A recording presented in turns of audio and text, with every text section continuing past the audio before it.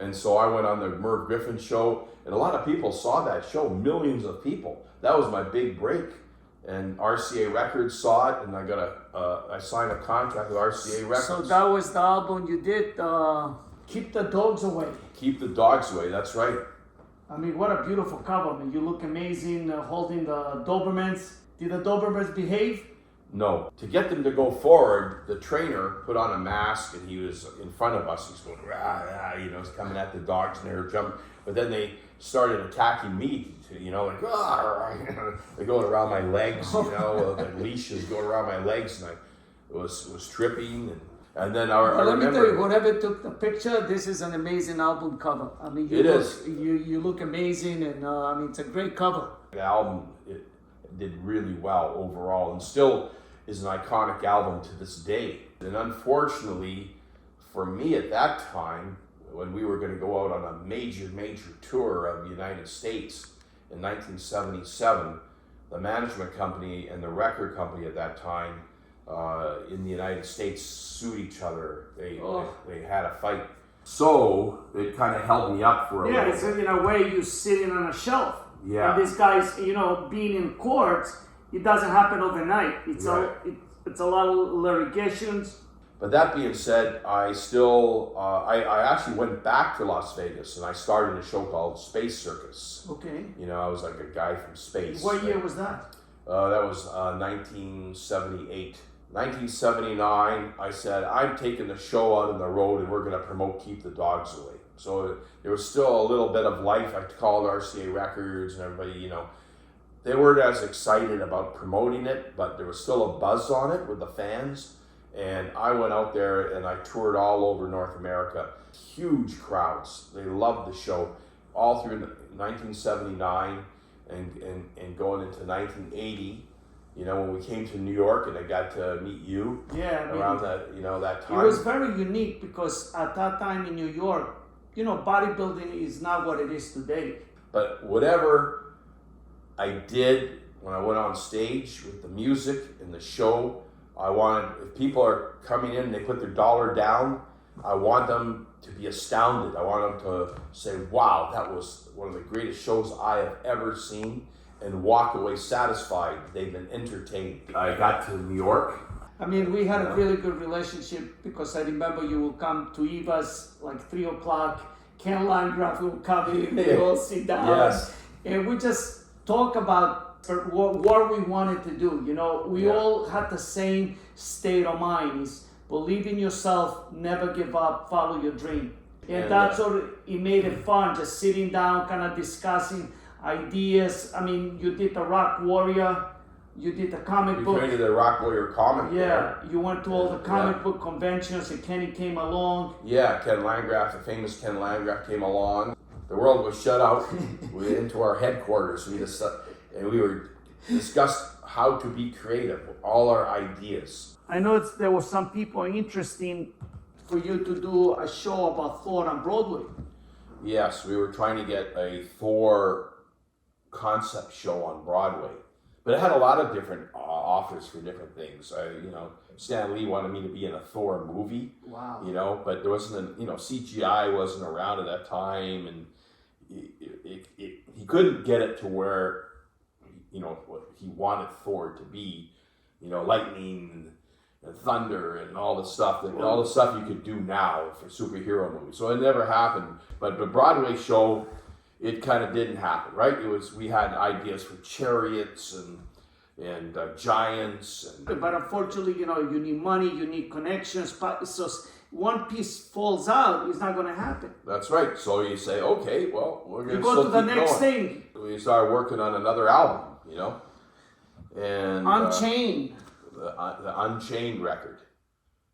What a body, man! Look at this. That record took me to another level.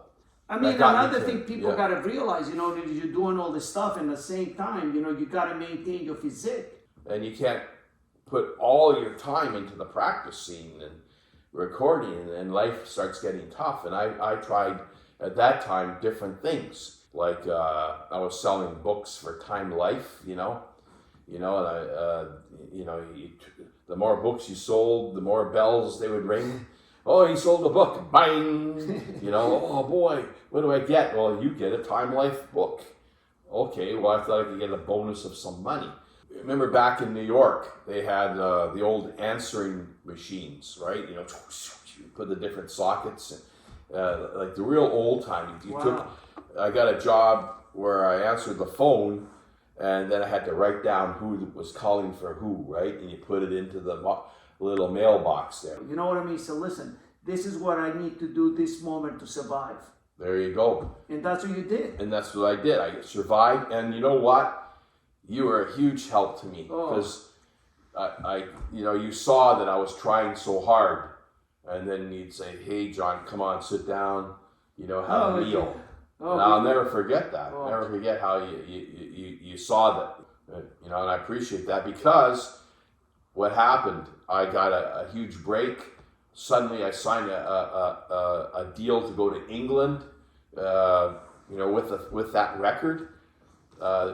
Doug Smith, who was manager of Motorhead, saw an article about me in Billboard about this because I got a great review on it.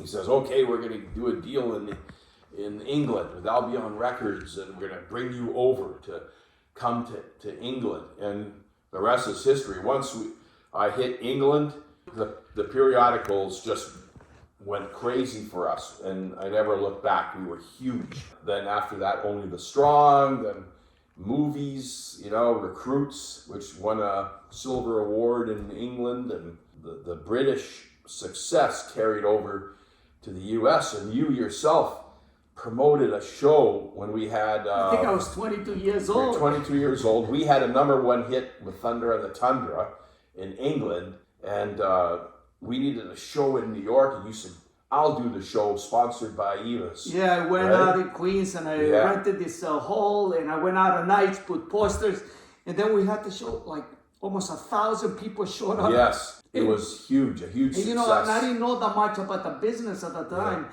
We did the show like 8 o'clock, and at the time you used to have Lemoore East, Lemoore West, and they were huge rock clubs. Yes. But you know what?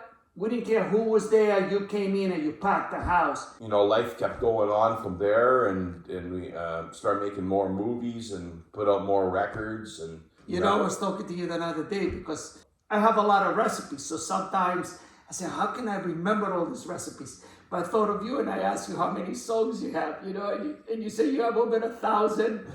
Yeah, I was looking at the performing rights database, and I got like over 1,000 songs I've written. It's very interesting. Yes, and then if you're doing a 50-city tour where you got to fly from one city to another, you make sure you get to the hotel, 1 o'clock, get up at 4 or 5 for a 6 a.m. flight to the next town. You probably didn't even know what city you were after a little while. Sometimes you had to watch it when you said, "Hello, San Francisco," but it was Los Angeles, I Am Thor. Yes. I saw it in Netflix.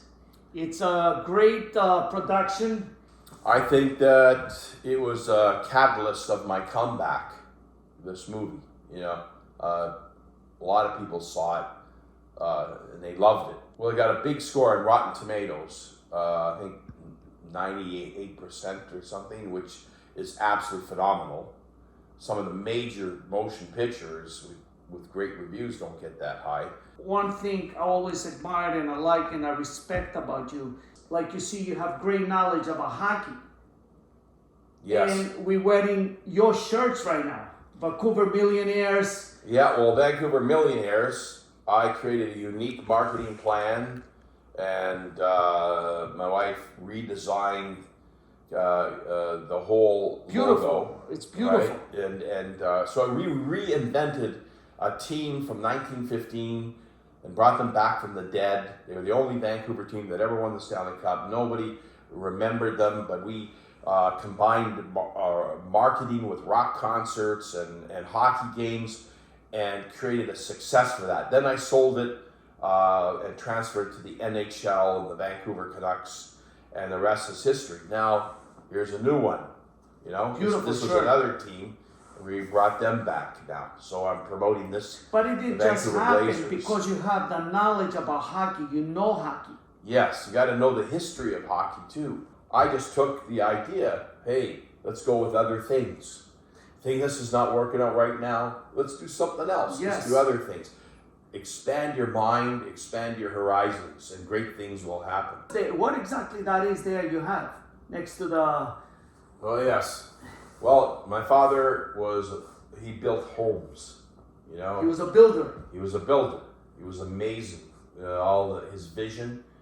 He was very creative, and I admire him greatly. Yeah, he's also a great hero of mine, and these are levels that he used when he built his first houses. Wow. And the thing is that he wanted me to get into construction and building houses, designing homes with him, and a great thing to kind of come full circle, and I'm getting back into building again. You know, building homes.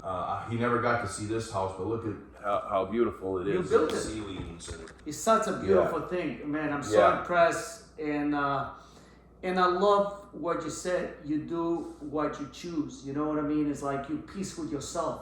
yes. No regrets. No regrets. I pushed the reset button again and started all over again because there's wonderful things in life. I could have gone just solely one direction, but and say, well, why did I go into entertainment? But because I did go into entertainment, I got to meet you. Yes. I got to meet wonderful people in my life, and there's ups and downs. There's ups and downs in every life. Everything. Everyone's life is like that. That's the way life is. Life is good, and I feel very fortunate right now, and I'm happy to be in the place where I am.